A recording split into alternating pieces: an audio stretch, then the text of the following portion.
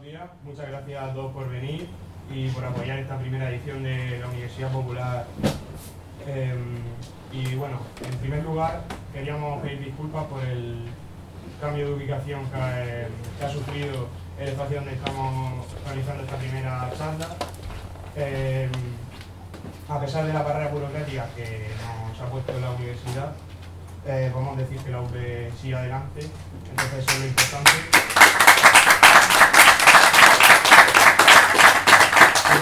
Esperamos que sea una jornada bastante chula y enriquecedora. Antes de entrar a explicar en qué consiste la Universidad Popular y cómo hemos planteado desde el movimiento socialista, queríamos aprovechar este espacio para solidarizarnos con todas las víctimas de la DANA en Valencia y mandar un mensaje de apoyo a la clase trabajadora valenciana, porque una cosa debemos de tener clara: los responsables de la magnitud que ha tomado esta catástrofe son los empresarios que han priorizado sus ganancias y los políticos profesionales inútiles y corruptos que han sido incapaces de gestionarla, condenando a ambos con ello a muerte a cientos de trabajadores. Sus beneficios son nuestros muertos, y la catástrofe valenciana es el claro reflejo de la lucha de clase que atraviesa todos los ámbitos de nuestra realidad política y social. Como anunciamos en nuestras redes sociales, esta tarde finalizaremos esta jornada de Universidad Popular con una concentración solidaria de solidaridad y denuncia.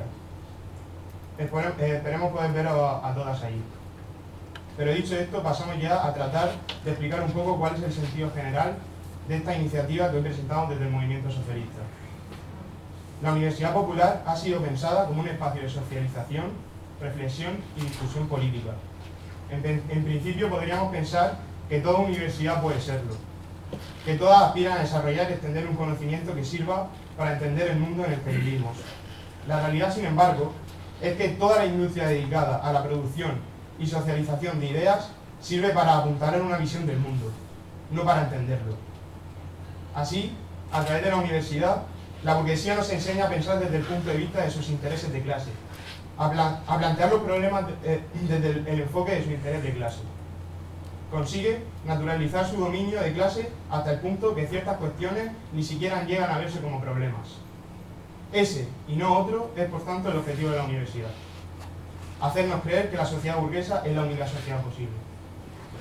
A nuestro juicio, muchas de las teorías que nos enseñan en la UNI son teorías obsoletas, y son porque son teorías de un mundo obsoleto.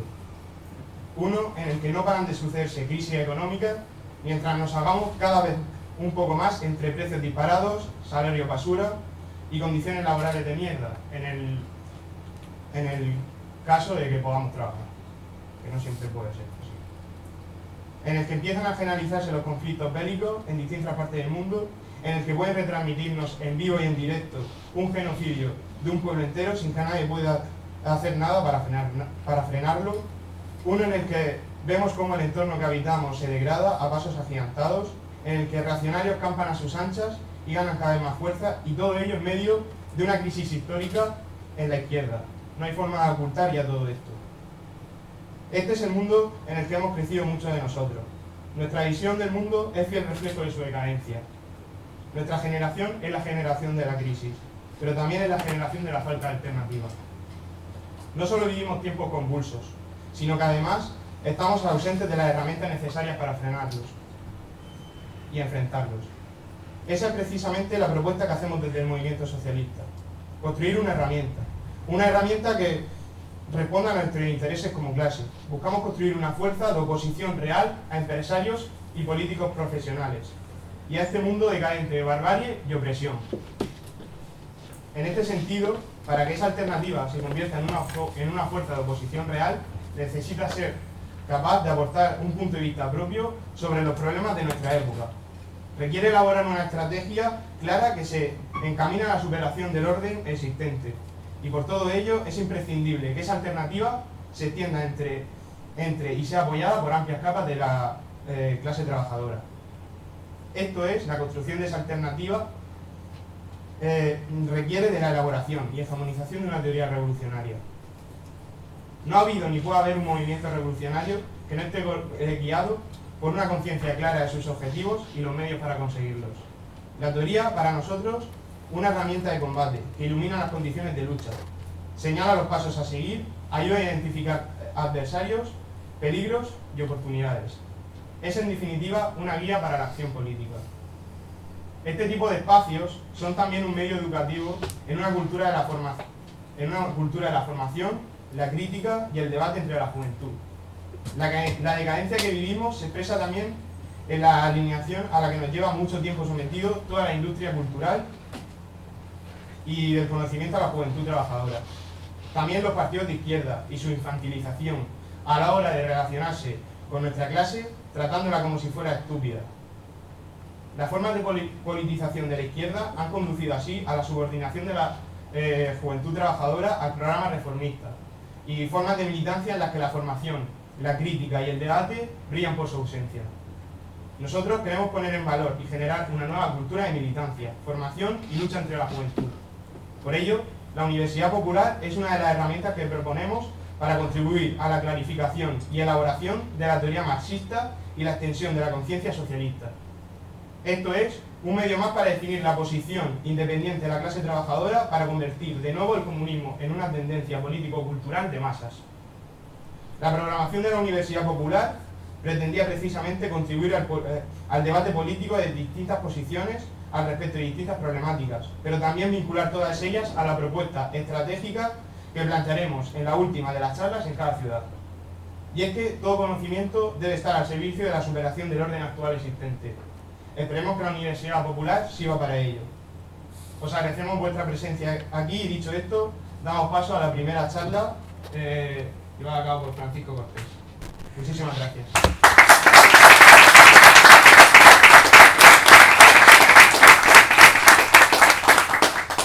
Muy bien, pues yo les voy a presentar a este joven historiador. Yo soy profesor de esta casa, del área de Historia Contemporánea, pues estoy aquí. Bueno, voy a aprovechar este minuto de gloria durante un minuto, yo creo que 2 o 3 minutos me voy a permitir. Hace mucho tiempo que no escuchaba un discurso como ese. Hace mucho tiempo que no escuchaba clase social, revolución, clase obrera. Eso a mí me emociona muchísimo.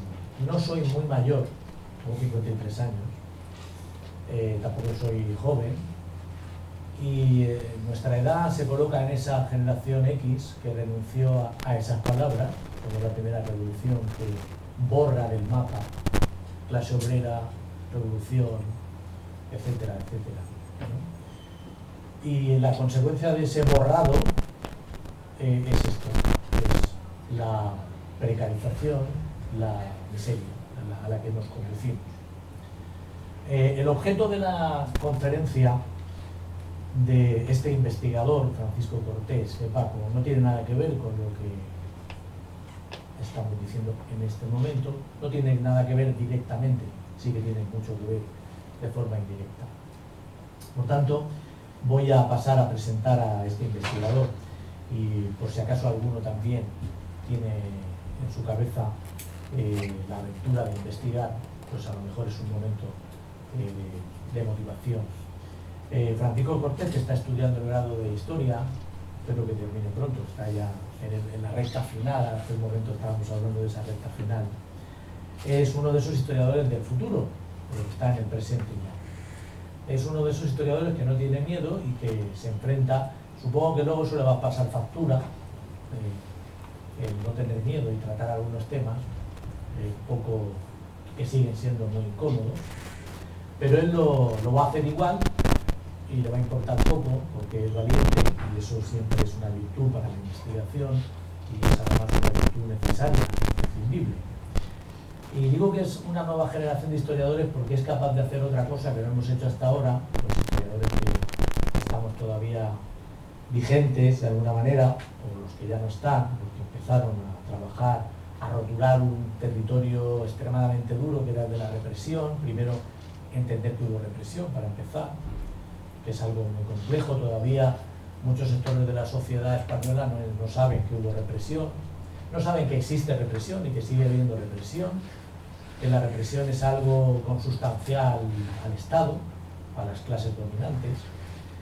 Y lo que pasa es que él va a tratar una represión especialmente agresiva, especialmente violenta y también especialmente sutil, porque precisamente en muchas conversaciones que hemos tenido, pues él me pone en esa órbita de todas las formas y cantidades, modalidades, estrategias, tácticas de destruir a una persona, que empiezan desde cuestiones muy sencillas, ¿no? Muy sencillas, que son muy complejas y que son un maltrato y una destrucción psicológica de aquellos niños, jóvenes, aquellos supervivientes de la posguerra, que todavía incluso alguno vive. Y creo que va a hacer una exposición concisa, una exposición que va a animar a más de uno y que va a hacer reflexionar. Al fin y al cabo la historia sirve para plantearnos problemas del presente y del futuro. Y Francisco Cortés está en esa brecha y creo que nos va a emocionar y nos va a motivar también. Así que yo ya he tenido mi minuto de gloria, así que vamos a escuchar esa estrategia política de la represión.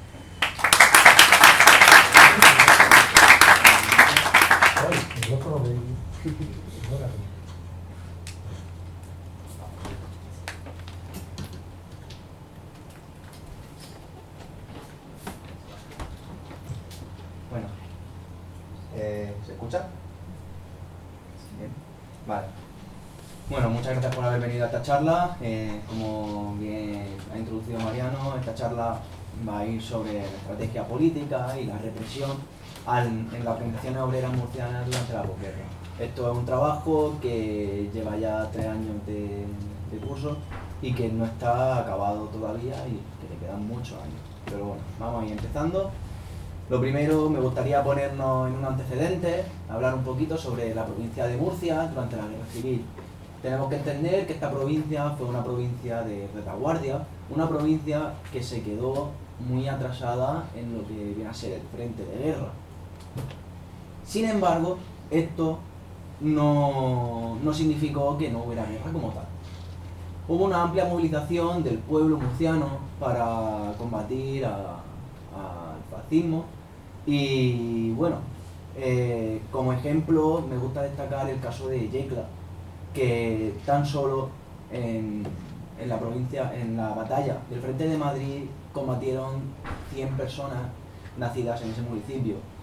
Además es muy destacable el caso de la compañía Juanita Rico, una compañía de milicianos que salió desde Yecla y que llegó a tener a miles de vecinos yeclanos combatiendo en el frente. Además, la guerra civil en la provincia supuso un aumento muy notable de la militancia en el territorio. Por poner un ejemplo, el PC superó los 17.000 militantes en diciembre del 37. 2.000 de esos militantes eran de la provincia del municipio de Cartagena, perdón. También el PSOE superó los 4.600 militantes, la UGT los 190.000 y la CNT 60.000.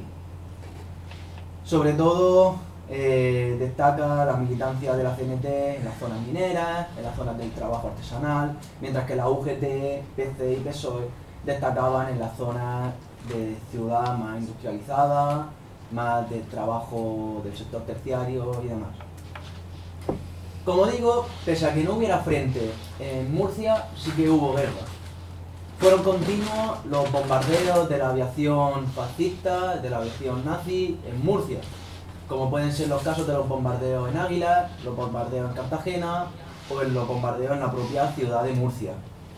Además, también hubo una amplia red de hospitales militares, hospitales de sangre que se destinaban al cuidado de los combatientes que eran heridos en el frente. Hospitales como el Hospital Federica Montseny, que está en el mismo campus de Derecho, aquí atrás, y otros hospitales como el de Fortuna, el de Águilas, el de Lorca, el de Archena, el de Alhama. Por último, me gustaría destacar en este periodo de la Guerra Civil la solidaridad y las colectivizaciones. En primer lugar, la solidaridad se dio sobre todo por parte de donativos continuos al frente y también acogida de refugiados.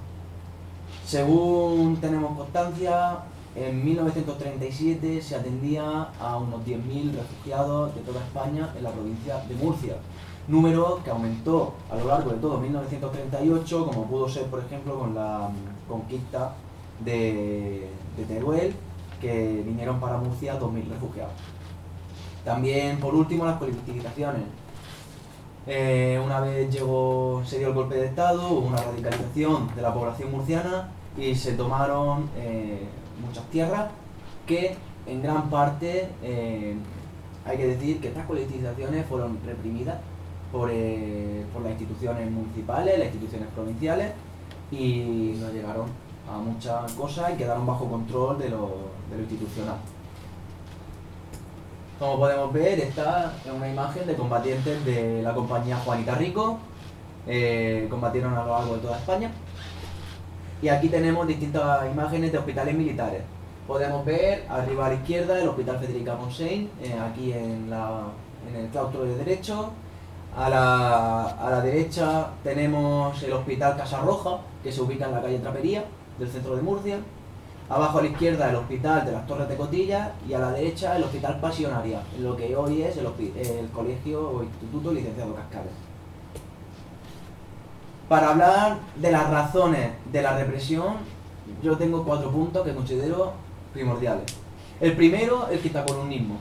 En Murcia, al no haber frente, los elementos derechistas pudieron hacer lo que quisieron si podían salvarse de la represión de retaguardia. Gracias a haber consultado las sentencias de muchos represaliados, haber consultado distintas fuentes primarias, he podido ver que mucha parte de los represaliados eran derechistas que al final acababan 3 meses en prisión por haber formado parte de una organización de izquierda y punto.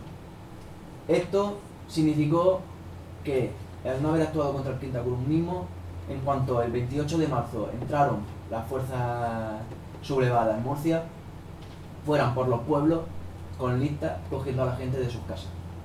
El caso, por ejemplo, de Puente Tocino, que entraron con camiones e iban metiendo a la gente en los camiones y se los llevaban a prisión. Bueno, también el excesivo optimismo.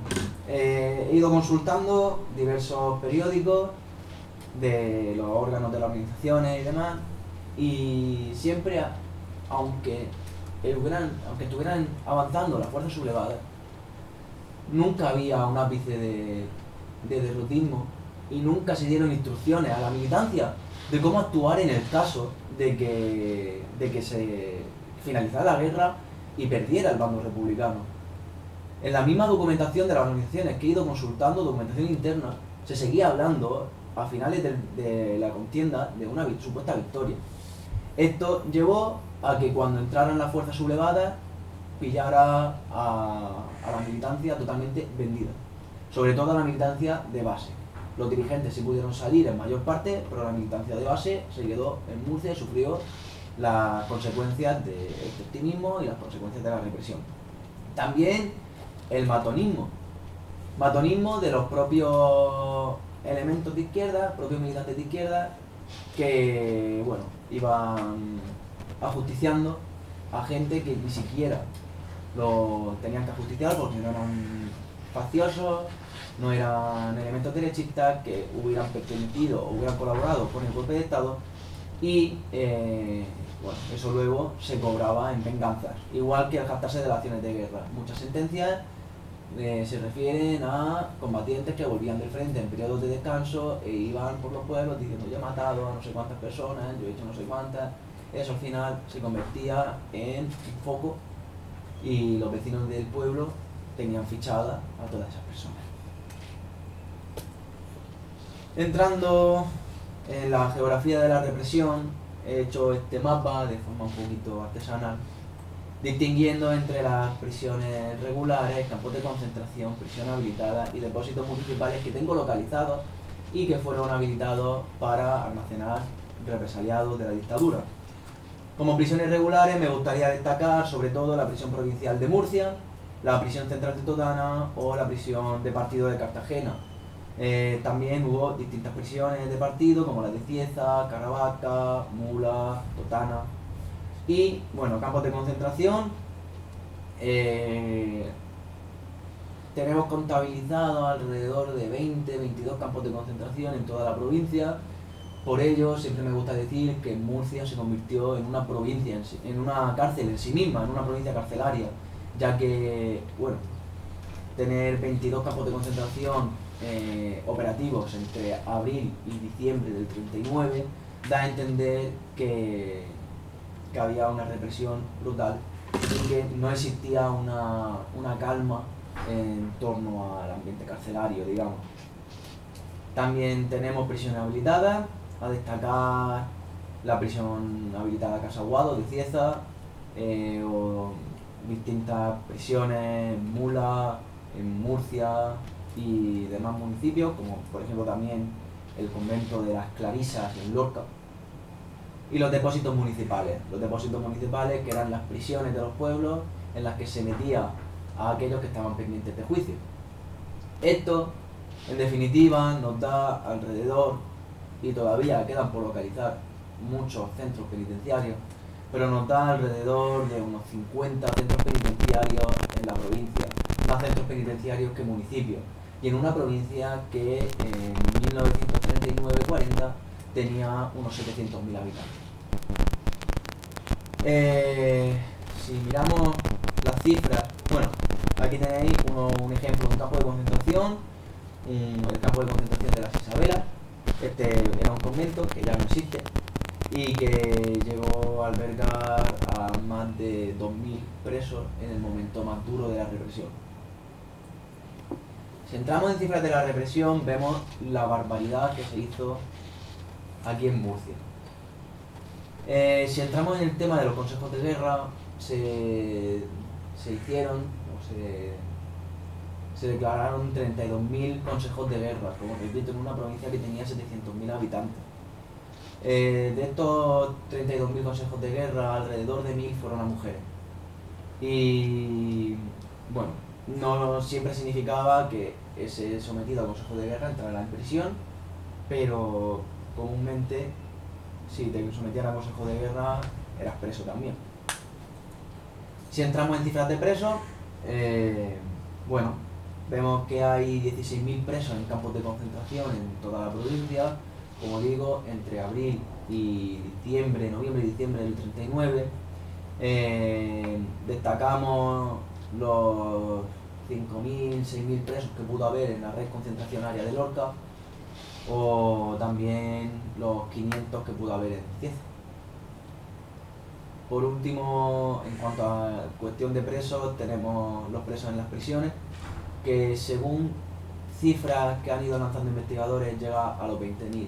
A mi parecer fueron más, porque en muchas ocasiones hay confusión con las fuentes primarias, ya que en el archivo regional hay documentos mal clasificados y, lo que digo, puede llevar un poquito a confusión.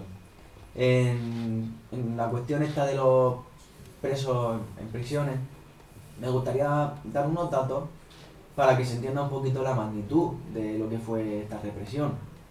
En sitios como Puente Tocino, que en el 40 tenía una población de 5.000 habitantes, hubo 130 represaliados. En Yecla, que tenía 26.000, hubo 312. Y en Jumilla, con 20.000, hubo 370 represaliados, de los que tengamos constancia, y solo en la provincia de Murcia, porque sí que sabemos que hubo muchos murcianos represaliados en otras prisiones, pero como digo, nos estamos centrando en las prisiones de Murcia en este momento. Además, conforme hemos ido consultando todo esto, hemos visto una represión de clase, una represión que se dirigía sobre todo hacia jornaleros, hacia trabajadores del esparto, hacia trabajadores industriales, y que en menor medida se dirigía hacia trabajadores dedicados al sector servicios o a sectores más aristocráticos, digamos, como la abogacía, la medicina y demás. Por último, me gustaría destacar las edades de los presos, ya que hay un amplio abanico. Tenemos localizados presos desde los 14 años hasta los 90. el ser menor de edad no suponía que te fueran a salvar de la prisión y bueno, ahí podría decir que hay cientos de menores de edad metidos, sobre todo en los primeros meses, que convivían con presos comunes, presos relacionados con la represión y unas condiciones infrahumanas. Por último, también me gustaría destacar las condiciones que se vivían en las prisiones. En noviembre del 39, en Mula, en una prisión que tendría una capacidad para unos 40-50 presos, había 785. En Cieza, cuando había una capacidad para 60, había 500 presos en el mayor momento de represión. Y en Murcia, en la prisión provincial, con una prisión que tenía capacidad para 350 presos, llegó a haber más de 2.000. Más de 2.000 presos. Que, bueno, encima, si comparamos con la represión republicana, podía triplicar lo que se dio en ese periodo de la guerra civil, ya que el máximo que hubo eran 650. Entonces, siempre me gusta decir eso, que la represión franquista fue totalmente desmedida en esta provincia y fue brutal en comparación a lo que pasó durante la guerra civil aquí. Además, las condiciones de vida, como digo, eran pésimas. La dieta que se daba en las prisiones consistía, al menos en la prisión provincial, en un trozo de pan de unos 20 gramos, un plato de agua negra con 12 lentejas y un café hecho con los pozos de los cafés.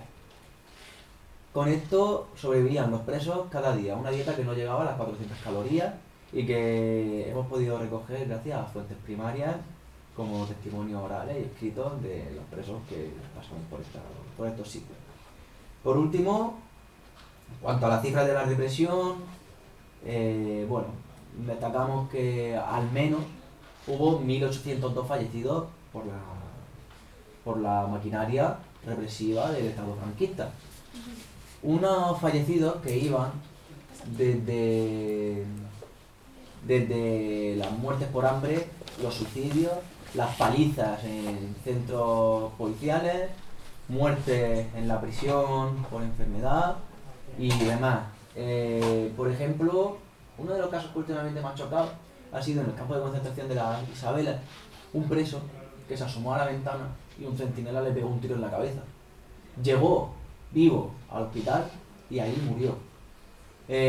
Otro caso que está un poquito pendiente de estudio, creo que sí falleció el chico, pero fue un niño pontetocino que no saludó a la bandera y un guardia civil le pegó un tiro en mitad de un camino de vuelta y fue desangrándose a su casa. Casos así hay miles en toda la provincia y, como digo, por el momento tenemos 1.802 registrados como fallecidos por la represión. Por aclarar también, hasta hace 2 años había poco más de 10, porque solo se tenía en cuenta a los que habían sido trasladados al Valle de los Caídos. Así que ha sido un avance muy notable en el estudio de la represión en Murcia, que ahora tengamos casi 2.000 fallecidos. Si entramos en la represión a los partidos, bueno, destacamos la represión al PSOE con 711 presos por el momento, ya que, como digo, esto está todavía sujeto a estudio. Y es curioso porque al final vemos que si había más militantes del PC durante la guerra civil que del PSOE, es curioso cómo se invierten las cifras luego en la represión. Una de las teorías que tengo es que el propio régimen se encargó de rebajar un poco la magnitud de la influencia del Partido Comunista en la provincia. Y a muchos les asignaba ser militantes del PSOE cuando realmente eran del PC. Y es algo que sí he podido ver con mucha gente, que dicen, era militante del PSOE. Y luego a lo mejor te ponen a mirar registros del PC y aparecen las bases del PC. Entonces, lo que digo, es curioso cómo el propio régimen intentaba cambiar un poco las cifras de lo que se había vivido aquí en la provincia. lo dicho, la militancia del PSOE y del PC sí que se distribuía mucho por los pueblos de la costa, por los pueblos más industriales, también en los pueblos del altiplano, Yecla, Jumilla, Murcia, Molina, Cartagena y bueno, también un poquito la zona del noroeste, Caravaca, Moratalla y demás. Bueno, también he destacado el grupo de los republicanos, lo que viene a ser Izquierda Republicana, Unión Republicana y los partidos radicales socialistas, que bueno, un poco más de 300 militantes y que a mi parecer esta cifra tan pequeñita, ya que eran muchos partidos los que había aquí del ala republicana, se entiende al posible, bueno, a la posible, no, a la moderación de estos militantes, que por mucho que defendieran el régimen republicano, no lo defendieron de una forma tan ferviente y no dieron discursos revolucionarios durante la guerra. Ellos se mantuvieron en la misma legalidad y bueno, no intervinieron en las colectivizaciones, no intervinieron mucho en mandar gente al frente y se mantuvieron tan solo en el trabajo institucional. Y ya por último la JSU, las juventudes del PSOE, las juventudes del PC, que bueno, al menos 296 militantes de la JSU fueron represaliados. Está en duda también porque hay muchos jóvenes que solo me dicen que militan en el PC o en el PSOE y por edad deberían también estar militando en la JSU. Entonces es muy difícil estudiar el caso de la JSU, pero bueno, igualmente es muy reseñable. Además de la JSU sí que se distribuye de una manera uniforme por todo el territorio, compartiendo también militancia con las juventudes libertarias, las juventudes anarquistas.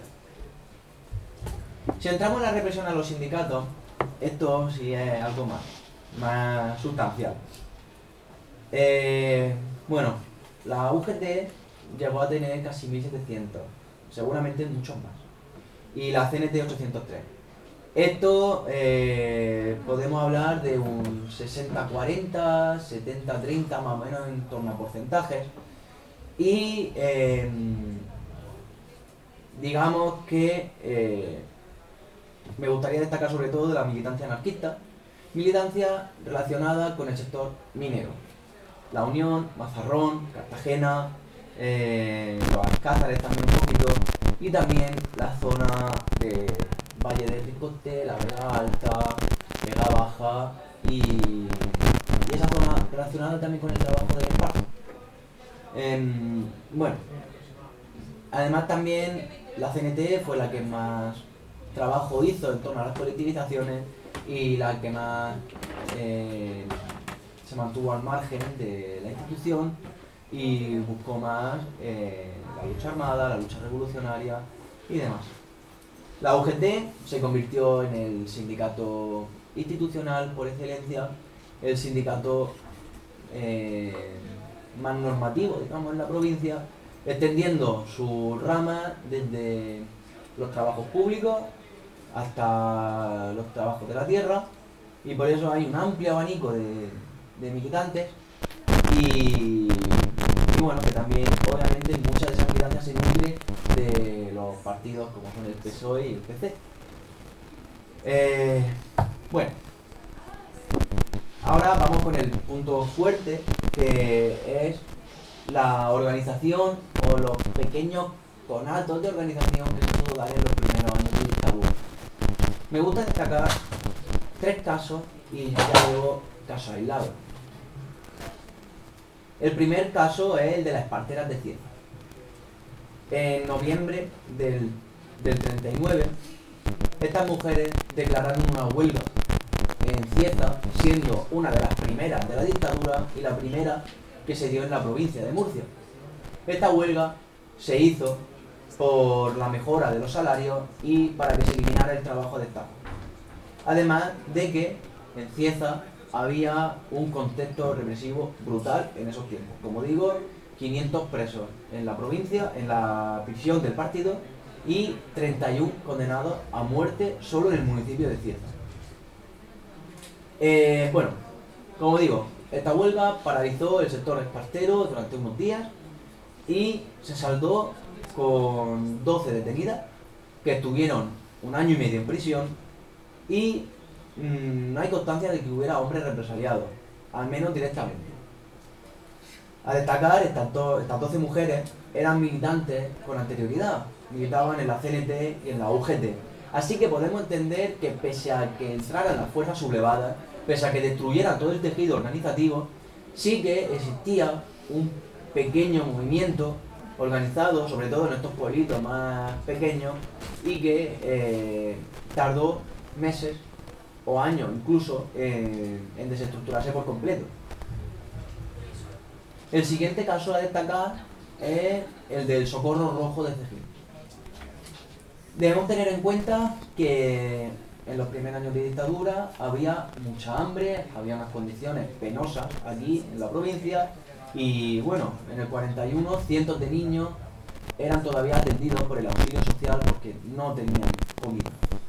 En esta situación, en este contexto, además también de muchas familias que no tenían al padre de familia o no tenían a hijos que trabajaban y apostaban para sus casas, muchos vecinos del pueblo de Cejín intentaron reorganizar el Socorro Rojo Internacional como una especie de red de apoyo mutuo entre los vecinos del pueblo.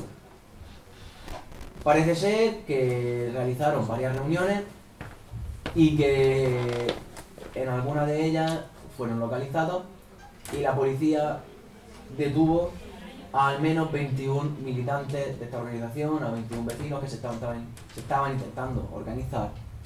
Que bueno, 1 año y medio de prisión, estuvieron de inicios del 42 a mediados, finales del 43, conducidos entre la prisión de Caravaca, la prisión provincial de Murcia, además de que también se les aplicó responsabilidades políticas, se les aplicó control cuando salieron de esta prisión y demás.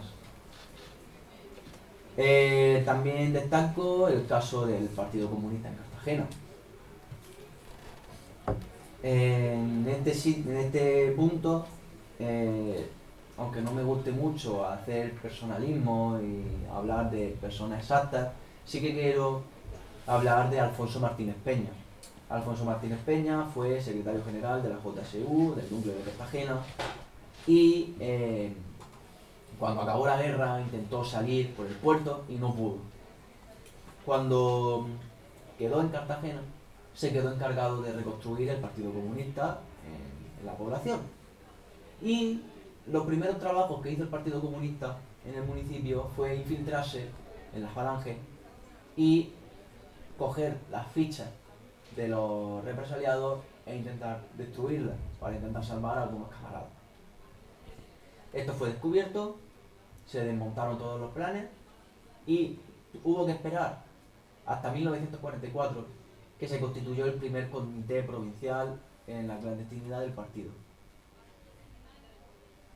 La primera tarea que hizo este comité fue crear una estación de radio en una vivienda que se cree que es la de Martínez Peña y emitir mensajes subversivos, emitir las emisoras de radio como la Pasionaria y las emisoras de radio que había, la Radio Pasionaria y demás ahí en el exilio. Y bueno, fueron otra vez detenidos, localizaron donde estaba la radio y el fin de la organización del partido se dio cuando en una segunda detención Martínez Peña confundió a un policía con un compañero, a un tal Martínez Gallego. Lo confundió y le dijo que llevara cuidado porque en su casa había escondidas armas, había panfletos y había todo, es decir, le dijo al policía todo lo que tenía y toda la organización del partido es nada. En cuanto el policía se enteró de esto, fueron para allá y empezaron a desmontar toda la célula del partido, deteniendo a decenas de personas, condenando a 4 a muerte y a 2 a cadena perpetua. De estos condenados a muerte, 2 de ellos Alfonso Martínez Peña y Martínez Gallego, fueron fusilados el 13 de enero del 45, siendo los dos últimos fusilados en el municipio de Cartagena. Ya después de esto habrá que esperar hasta los años 60-70 para que un poco se vaya reorganizando el tejido organizativo en Murcia. Sí que hubo un poco de trabajo de la CNT, de la UGT, un poco también cuando nacieron las comisiones obreras, pero no fue muy sustancial la cosa. Por último, tenemos casos aislados. Son comunes la entrada en prisión por propaganda subversiva, por agresiones a la autoridad, por insulto a la autoridad, por negarse a poner los estandartes del auxilio social y demás. Pese a que hubiera una represión brutal, la población se buscaba las mañas para mostrar su rechazo al régimen y bueno, también hubo casos, como en la prisión provincial de Murcia, que hubo condenados a celdas de castigo y demás por sospecha de intentar organizar motines dentro de la prisión. Pero bueno, como hemos podido ver, en Murcia, pese a no haber guerra como tal, sí que hubo un gran movimiento en defensa más bien en rechazo del fascismo. Un movimiento que tuvo muchos errores, como la subordinación al institucionalismo por parte de la UGT, por parte del PSOE, por parte del PC, que si bien en los primeros años de guerra, o los primeros meses, el PC tuvo una actitud más valiente de ir a las armas, de tomar colectivizaciones, en cuanto fue tomando poder en los consejos municipales, acabó subordinando ante este institucionalismo y, bueno, digamos que acabó abandonando un poco esa lucha contra el fascismo. Como hemos podido ver, esta represión fue brutal y, bueno, parece que nos van a cortar. Pero bueno, esta represión fue brutal en comparación con lo vivido durante la guerra civil. Son miles de muertos, miles de represaliados por la dictadura franquista. Y bueno, el trabajo todavía queda. Sobre todo sería interesante, y es una línea futura de investigación, intentar estudiar cómo se organizó la clase obrera, ya sea de forma autónoma en torno a redes vecinales o ya fuera de forma consciente y organizada en distintas organizaciones que de cierta forma tuvieran constancia. Y bueno, eso ha sido todo. Muchísimas gracias.